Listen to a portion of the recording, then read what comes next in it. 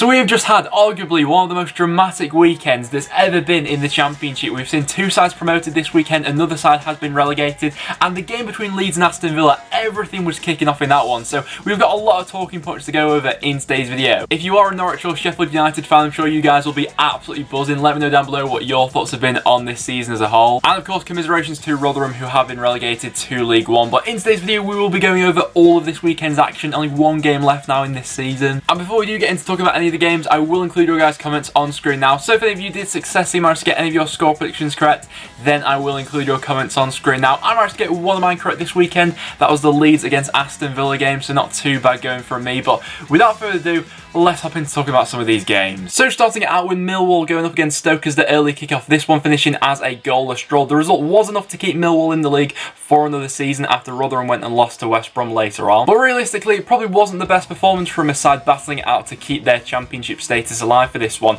There weren't really ultimately clear-cut chances. There was only 3 shots on target in the entire match. Stoke probably had the better of the first half, and then Millwall grew into it a little bit more, came alive a little bit more in the second half. Lee Gregory had a decent chance to win it for Millwall, but he blazed that one over the bar. It's been an odd season for Millwall, I think. Last year, they probably set their expectations really high with how well they did in their first season back in the Championship. Going into next season, I think they do need to have quite a bit of a rethink over the summer. I don't think they can afford to have this sort of regression next season as well, otherwise they will be relegated. They've been quite frustratingly inconsistent throughout the season because I do see some players in that squad who I do think are capable of a bit better. But nevertheless, they are safe going into the last weekend, so Millwall fans have to be happy about that. Nathan Jones, the Stoke manager, I think was a bit unhappy that his side weren't awarded the penalty. Once again, not the best performance from Stoke. I think they themselves also need a bit of a rethink over the summer. And then we have Birmingham against Wigan finishing as 1 apiece. This one, with neither side having anything to play for, it turned into a little bit of a scrappy affair at times, and that probably didn't play into Birmingham's hand, who couldn't really stamp their authority on this game. Although they did take the lead after just 2 minutes. A bit of comical defending from Wigan, really. It was a long ball that came off up the pitch. Olsen and Jamie Jones got mixed up between each other. Djukovic managed to dart in front of Olsen and put the ball under Jamie Jones's legs. In fairness to Wigan, after that, they did respond quite well. They had the better chances after that. Joe Garner was causing problems going forward for that Birmingham defence. He possibly could have had a penalty when he went down. And then on the stroke of half-time, Nick Powell got the goal back for Wigan, making it 1-1 after the ball took a deflection and wrong-footed Lee Camp. In the second half, there wasn't as much action. Joe Garner probably had the best chance for Wigan to go on and win this one, but with his chance going wide, it finished as a 1-1 draw. So, like I said, typical sort of game with neither side having anything to play for. And then we had the game which never took place between Bolton and Brentford. The whole situation throughout the season, really, with Bolton has just been continuing to unravel, and at this situation now, it's really not looking good with the players on strike after not being paid. The EFL's reluctancy to step in throughout the season, I think it's all been boiling up to this sort of point, really. I think over the summer, Bolton's going to be absolutely chaos, but at this point in time, when I'm recording this video, there's been no sort of word on when this game will be rescheduled for, no official confirmation yet. Sky Sports have reported that Bolton are aiming to play the fixture on Wednesday. Whether that happens or not, I'm not so sure. Whatever happens, I feel sorry for the fans because Bolton, they really need to get their stuff together. And then a massive clash for the top 6, saw Derby come out on top with a 2-0 away victory over Bristol City. Going into this game, I wasn't really fancying the away side. With their away record in 2019, Bristol City have been decent at Ashton Gate so far this season. Defensively, Derby can leave a couple gaps as well, but they did the job in this one. Tom Lawrence opened the scrun after 18 minutes. The game probably swung a little bit in the second half when Semenyo was sent off for Bristol City. Honestly, I thought it was harsh that he was sent off. He took a bad touch and then went in quite hard on Tom Huddleston. The referee was quite quick to get out the red card. He gave the referee a decision to make, but in all circumstances, if I was a Bristol City fan, I'd be annoyed at that. And in fairness to Derby, they actually defended really well for this one. There was a lot of goal mouth scrambles where Bristol City were trying to throw absolutely everything they could at Derby, but just the ball couldn't get over the line. And then after a nice flowing move going forward, Jayden Bogle wrapped up the game for Derby in their second half, making it 2-0 to them, and it puts them in the driving seat for making it into the playoffs. And the playoffs between Derby and Leeds will be a fascinating watch. With Leeds' mentality at the moment, I'm not sure where their heads are at, but they're still not home and dry yet, with Middlesbrough also on 70 points, although Derby do have another game in midweek. And then we have Middlesbrough beating Reading by 2-1. The Bristol City result didn't really go in Middlesbrough's favour. They'd have been hoping that that one would finish as a draw to put them in the driving seat going into the final weekend, but Middlesbrough are now level on points with Derby on 70. And for this one, they had to come back from behind with Loderskrin, a fantastic goal for Reading. It takes some doing to beat a goalkeeper like Darren Randolph, but a brilliant effort into the top corner to give Reading the lead. In fairness to Borough, they did create quite a few chances for this one going forward. Before they got their goal back through Wing, they had hit the post a couple of times. Martinez was kept to his toes throughout that first half. Eventually Wing made it 1-1, and then not too long after that, Assombalonga converted a penalty to make it 2-1 to Borough. With Rotherham now relegated, you will expect Middlesbrough to win their last game of the season, and Derby do have a game in hand, although Derby's next two games are quite tricky. Against Swansea, who have been decent, and against West Brom on the final day. None of those games are, you know, foregone conclusions for Derby, so all that Borough can do now is put the pressure on them and pick up all 3 points next weekend. And then we have Preston drawing 3-3 with Sheff Wednesday. Despite Preston blowing the 2-goal lead in this one, it was a very entertaining match, I have to say. In the first half, I was quite surprised by the performance level of Sheff Wednesday, really. They were just really bad. They were sloppy in possession, really were quite clumsy at the back. Stockley gave Preston the lead after just 9 minutes, a player who you don't want to give any sort of space to inside the box is Jaden Stockley on his head. And then Tom Lees and Dawson had a mix-up for the second goal. I think everyone was expecting Wednesday to come back stronger in the second half, and they certainly did that. Barry Bannon got a goal back, a rifling effort into the top corner to make it 2-1. Although sort of against the run of play, Preston then managed to get the third goal of the game. On a nice counter-attacking move, Alan Brown slotted it in to make it 3-1. But then the game flipped once again with 2 goals in 2 minutes. Probably the smallest player on the pitch, Forestieri, had a free header inside the box to make it 3-2, and then Nuhue made it 3-3 for Wednesday. And more drama towards the end of this game with Dominic Iorfa sent off.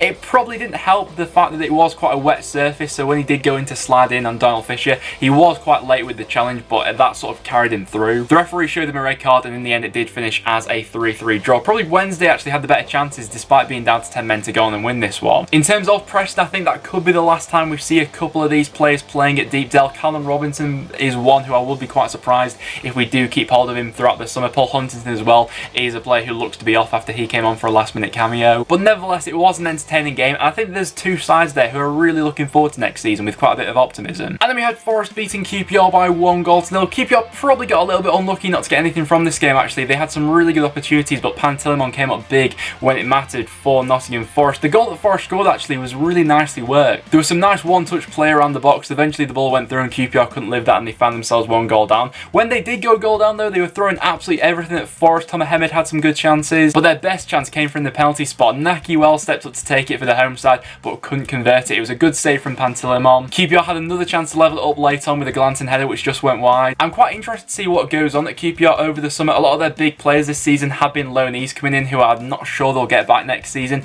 A couple other players in there who I think some other teams in the league could be fancying taking away from them as well. So QPR definitely worth keeping your eye on over the summer. And then Swansea drew 2-2 with Hull City. This result put into bed Swansea's slim playoff hopes for this season. And it was a bit of a frustrating one for the home side with them blowing the 2-goal lead in this one. Ollie McBurney giving Swansea the lead in the first half after a nice passing move. He got his second soon after. However, second half goals from Jared Bowen and Nua Dicko levelled this one up for Hull. Hull were coming into this game on a bit of a bad run after having some tough fixtures. They themselves had let their playoff hopes run dry, diminish over the past few weeks, but they're looking to end the season strong now. And they are a side who is capable of catching you out on the counter-attack. Both teams find themselves in fairly similar situations, I feel like, going over the summer. They both got squads in there who I feel like are very capable of going on and making it into the top 6 next season if there is a real push over the summer. But they're both sort of clubs where I don't think that's going to be the case. I think more's going to be stripped back than put into both these clubs over the summer. I think that's a real shame, really, because there's been a lot of promise from both of them. And then we had the game which has gone on to relegate Rotherham, with West Brom winning this one by 2-1. It was the away side who took the lead in this one, the ball coming into the box from Robertson, making it 1-0 to Rotherham. However, West Brom hit back with 2 goals in 2 minutes. The first one coming from G. Rodriguez from the penalty spot, the second being a fantastic finish from the edge of the box from Harper, making it 2-1. West Brom probably had the chance to make it 3-1 as well. They went through on a couple of occasions. Rotherham themselves hit the bar before this game was done, but in the end, the 2-1 result for West Brom has meant that Rotherham will be playing in League One next season. It's been a bit of a frustrating season for Rotherham, really. I do think they were capable of staying in the league. There are a couple performances, you know, looking back now throughout the season where I thought they could have picked up a couple more points here or there. But there's no doubt the club's in a much better position now than the time they were being relegated from the Championship last time around. You know, they were awful that time in the Championship. This season they gave it a real good go. Probably injuries and suspensions at times haven't helped them throughout the season, but I don't think they're in a disastrous position going down to League One next season. The fans will be gutted at the moment, and understandably so, but I think that coming back strong next season, you know, they got a much better chance of doing that than someone like Bolton at the moment. And then we saw Sheffield United promoted to the Premier League after beating Ipswich by 2 still, and with Leeds' result on Sunday. Wow, Sheffield United fans, I'm sure you guys are absolutely buzzing. With this one, the goals coming from Scott Hogan, a nice ball into the box from Ender Stevens, and then in the second half, Jack O'Connell wrapping this one up. In terms of the game, it went how a lot of people thought it would, really. United were always going to dominate dominate this one, and eventually their quality did pay off. But what a season it has been for Sheffield United. I am really looking forward to seeing them in the Premier League next season. I'm happy for their fan base, really. I think it's fair to say that the top two this season in the league was wide open. None of the sides who were relegated from the Premier League really came down and stamped their authority on the league. You know, West Brom are the best example of that, and they're fourth at the moment. A few of the sides who have invested large amounts of money throughout the season have also flopped, so the top two was wide open, and Sheffield United have just been one of those sides who have taken full advantage of that. Their consistency, recruitment, attitude has just been absolutely stellar throughout the season. I think that Chris Wilder has done a phenomenal job with just keeping his players level-headed. And I have to say, watching some of the videos of, you know, sort of the fans and players celebrating afterwards, it just looks like the whole vibe around the club going up is just absolutely buzzing at the moment. Going up to the Premier League, I think they will, but I hope they do keep this sort of core group of players together. I'd like to see what they're capable of. A lot of people will probably be writing them off for next season, but they've defied odds time and time again, this Sheffield United side, and under Wilder, who knows what's possible for them going into the future. And Norwich's promotion was also confirmed as they beat Blackburn Rovers by 2-1. Two fantastic goals scored in this one as well. Steepman the first, and then Vrancic with an absolute screamer making it 2-0. Travis pulled one back for Blackburn. In a lot of Norwich games so far this season, they have been fairly open. The first half was certainly like that. The second half, Norwich also had some decent chances. Buendia had one audacious overhead kick which almost went in, and Hernandez hit the crossbar as well. But with all 3 points, Norwich were able to seal their promotion. And similar to Sheffield United, really, Norwich have taken advantage of what has been a really open league this season. Their investments have been smart and savvy. Daniel Farke's done a fantastic job there. You know, I was guilty of last season. I didn't think that Farke was taking this Norwich side anywhere, to be completely honest. But the Norwich board obviously saw something there last season that I didn't, and they are more than reaping the rewards for that now. Norwich must be absolutely buzzing to be back in the Premier League for next season. Since Stuart Webber's come in, it's a club who's been run in the right way. I think going up to the Premier League, they're not going to be foolish with the money they spend as well. I think I've heard reports that they're only looking to spend around 20 million or so in the summer transfer window. I think that's quite a wise move for them, really. And for Norwich, they only need one more point in their last game against Aston Villa to go on and secure the league title. So that's all still to play for, but for Norwich and Sheffield United, fair play to you guys. What a season it has been. And then let's be real, this is what we've all come to the video for. Leeds won, Aston Villa won in what was one of the most ridiculous, it was the most ridiculous game we've seen so far this season in the Championship in terms of the goals that were scored and the drama that's gone on. If these two end up facing each other in the playoff final, the stakes are so high because there's going to be so much animosity now between the fans and players and managerial staff and everything like that. It would just be fantastic. The game was goalless up until the 72nd minute where Click put Leeds 1-0 in front in very controversial circumstances. I'm sure all of you are aware of the situation of what went on in this one. Jonathan Kodjia had gone down injured after a challenge from Liam Cooper. There was nothing really wrong with the challenge. It wasn't a foul or anything like that. Obviously, with the Villa player down, the Villa players wanted the ball to be put out of play so Kodjia could receive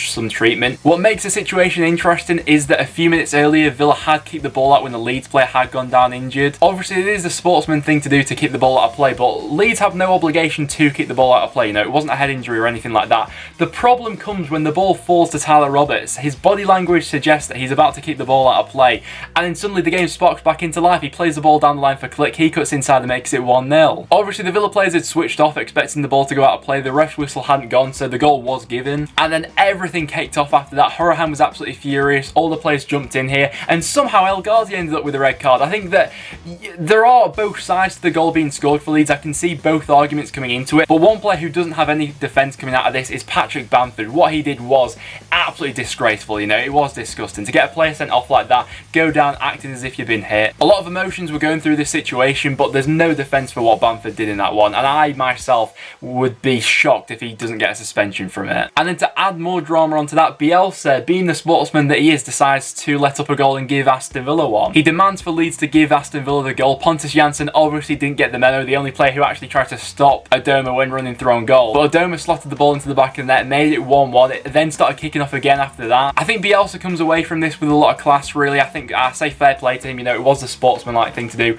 to give Aston Villa the goal back. He didn't need to do that. I think a lot of other managers in that situation, I don't think would have done that either. But there's a lot of factors and different sides coming into this one, and I mean, I'm very intrigued to see what you guys think of this. If you are just a general fan of the Championship, or if you do support either Leeds United or Aston Villa, let me know down below, because this was just a crazy incident. In the end, the game did go on to finish as a 1-1 draw, obviously meaning that Leeds United can no longer go up and be promoted in the top two. So it will be the playoffs for Leeds this season, and like I say, if those two meet at Wembley, it would be mad. But guys, there you have it for this weekend's episode of the Championship Roundup. As you can see on screen now, that is how the table is currently lining up. In terms of my result of the weekend, I think I'm going to have to give it to Derby County for going away and beating Bristol City. That could be a massive result in the hunt for the top 6 for them. And then for my goal of the weekend, there were some crackers scored, but none of them quite up there, like Albert Adoma for Aston Villa, dribbling through the whole Leeds United team, taking it around the goalkeeper, slotting it in. What a goal that was from Adoma. We've also got some midweek fixtures coming up in the league. We've got Millwall going up against Bristol City. I think I'm going to fancy Bristol City to bounce back in that one, with Millwall now safe. Bristol City need all 3 points from that. And Swansea going up against Derby. I'm going to say that will finish as a 2-2 draw. I can see a few goals being scored in that game, and that would mean that Bristol City's playoff hopes are still alive going into the final weekend. But guys, there you have it. That will now wrap it up for this video. So if you did go on to enjoy, make sure you do leave a like. It is always massively appreciated. As well as that, make sure you do leave a comment in the comments down below as to what you made of this bonkers weekend in the Championship. But apart from that, thank you very much for watching, and I'll see you all in the next one.